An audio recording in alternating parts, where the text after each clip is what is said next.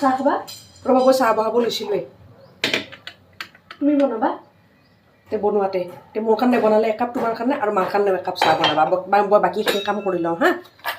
আজি কি চাহ বাবাই বনাবি নেকি তই আৰু চাহ বনাবৰ কাৰণে পাকঘৰত সোমালি ভাল দেখি না কাপাচলি মানুহটো তুমি দেখোন পাকঘৰত কিবা কিবি কৰিয়ে আছ চাহকাপ একেলগে বনাই দিব পাৰা তাক আৰু কোৱাৰ কি দৰকাৰ আছে মই তেওঁ চাহ বনাব দিয়া নাই মা মই নিজে এইখিনি কাম কৰি আছোঁ তেওঁ নিজে বনাম বুলি ক'লাক দেখোন সেইকাৰণে ক'লোঁ যে মোৰ কাৰণে আৰু আপোনাৰ কাৰণে একেলগে দুজনৰ কাৰণে বনাওঁ হ'ব তই ঢাকবা নালাগে তাইক তই নিজে বনাম বুলি কৈছা গম পাইছোঁ দেই মই হা তই পাকঘৰতো যদি এতিয়া সোমা কৰা অফিচ কাছাৰী বাদ দি পাকঘৰতে থাক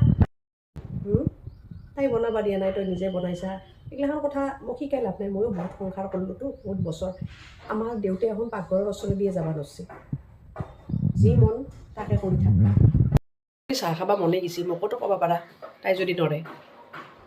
দে মই বাকী আছোঁ চাহখিনি তুমি যোৱা নালাগে দিয়া মই কৰি আছোঁ দিয়া